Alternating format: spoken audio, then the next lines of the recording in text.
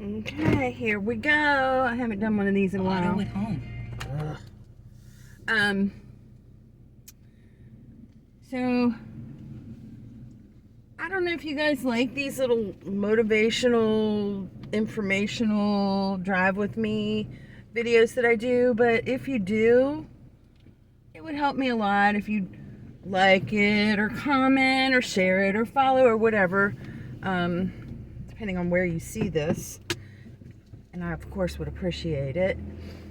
And if you make a comment, I will do my very, very best to get back to you, or at least show you some love. So, on my mind today is things about success. And I just want to say, don't let somebody define your definition of success. Don't let somebody define what success is for you. Because, we're each living our own lives and we all have our own goals, and what you're doing is not what I'm doing, and my struggles are not your struggles. And even though, we're all human beings and we all have common things that happen in our lives, it's still very, very personal. And I gotta be honest with you, it seems to me like it's very rare that somebody will actually see the vision that you have the same way you do. Sometimes I think, well, maybe I'm just not explaining it. When I'm looking at somebody and you can see the fog, they don't know what I'm talking about. But that may not be the case. It just may be that they just can't wrap their head around whatever it is that you're trying to do. And that doesn't make it wrong. Doesn't mean that you're going to fail. You could fail, actually, but it doesn't mean that it's not something that you can do or you can strive towards. Which, by the way, so what if you fail?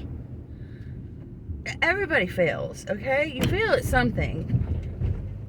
People don't just automatically be born and they're success at every single thing they do. You have to know yourself, and you have to get there. Sometimes when you're trying to do something, you may have an idea and a plan in your head, and you've never done it before. So there's a learning curve. And then there's also the magical thing called life happens, and you may be going along and everything's planned out perfectly and you got a foolproof method and you've tested and so on and so forth, and a tragedy happens, something that you cannot plan for, and it just happens, an act of God. Lightning strikes your house, or a tornado blows through your town, or something like that, and you can't prevent certain things, and it gets in your way. And I'll give you an example, something that happened to me. Early on in my business, hadn't been doing it for very long, and a lady ran into the side of it was Ray and I both together, a lady ran us off the road, and we had a really bad accident, and we were hurt bad. And I didn't work for a month, and this is in the cleaning business. And it was also the day before Thanksgiving. So all my Thanksgiving cleaning was done except for that particular day. And but try to tell somebody in the month before Christmas that you can't clean their house. We lost customers because of that. I didn't lose all of them, thank God. But we lost a lot of customers because for a month, the whole month of December, we couldn't work. And, but when it happened, I thought, well, that's it. My business is ruined. She just ruined everything that I've worked for. And I guess it had been probably about a year old or so. But that really wasn't true, because I did have some people who were kind enough to wait for me to get back on my feet, and I just started over again to replace the customers that I lost, and I did fine. I actually grew that business. I was very busy for a while, busy enough to have employees, and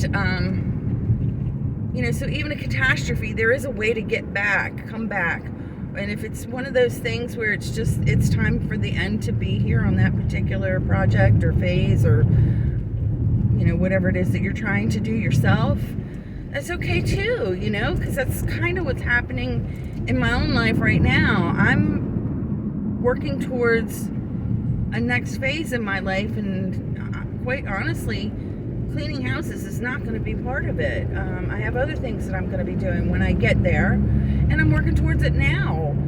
And it's just not realistic to expect everything to blow up and be this amazing thing right in the beginning. Sometimes it happens, but that's kind of a fluke. Most of the time, when we're building something or we're working towards a goal, it's a process. And that's what a lot of people can't wrap their head around, that your success is not the end result. It's how you get there. And the tenacity that you show, and the perseverance that you show, and that get up and go every single morning when you don't feel like doing it, or you're scared, or you're tired today, or yesterday was a bad day, but you still get up every day and you put one foot in front of the other and you keep going, and that's what you have to do. And that's just the way that you get there. Sometimes it's a minute by minute thing. But you keep going forward, and that's where your success lies. It's not in did it work out or did it not work out. It's did you keep trying? Because I can guarantee you, if you don't at least try, and I mean really try, not just a half-hearted, well, I'll give it a go, or let's just see how it goes kind of thing. But I mean really, really try, put forth an effort, then you've succeeded. Even if it doesn't turn out the way you wanted it to. That's the thing. That's what people can't wrap their head around. And ultimately, it comes down to, are you getting some kind of satisfaction out of it? And I don't mean that there's never going to be aggravation, because we all know that there's going to be things that come around that pluck your nerves and doubt yourself, your self-worth or your capabilities. There's always going to be something, a setback, sometimes you run into people who just, their whole plan is to sabotage you, But you have to deal with these things. But that doesn't mean overall that you're not headed in the right direction. And so, are you satisfied with where you're going? Are you happy? Are you getting some kind of joy out of what it is that you do? Do you feel like you have a purpose? All these things that contribute to our self-esteem. And see, here's where it all lies. This is where the little bit of evil is that sometimes people see that. I go out and I talk to people all the time about the different things that I'm doing. And I had somebody the other day tell me that I had a passion for my reselling, which I do. I love old things. But anyway, I have other people look at me and they think I'm hoarding, or they think I'm crazy and this is not going to work. And, so there's both sides of it. And I don't really care if people understand what I'm doing. I really don't. You know why? Because they don't have to live with me. I have to live with me. Even Ray, the truth be told, and this is kind of sound harsh, and I'm not saying he's doing this. He's actually very compassionate. And then way back, this was actually his idea. But in my reselling business, it's had to grow, and it's taken over my living space. And it takes a lot of time because it's a business that hasn't really been established yet. It's just a little tiny right now. I mean, a lot of people would think it's a hobby, but it's not, because it's that small. But I have plans for it, and he's supportive, but I can guarantee you not everybody who would walk in my house would understand the chaos that's there. Some people do. Most people wouldn't. They just think I'm living a crazy life, which I kind of am, but that's okay because it's my life. But if he had a problem with it and didn't want to, go along with the end goal that I have for my life, that's okay. He can go his way, I mean, it's harsh, but that's the way it is. And that's just a brief overview. There's more to relationships than just that. But I do have a set plan for what I want to do. And I'm going to do it. And to hell with everybody else. And that's the way I think you should feel. If you want to do something and there's really nothing wrong with it, I mean, you're not hurting anybody or you're not doing something illegal,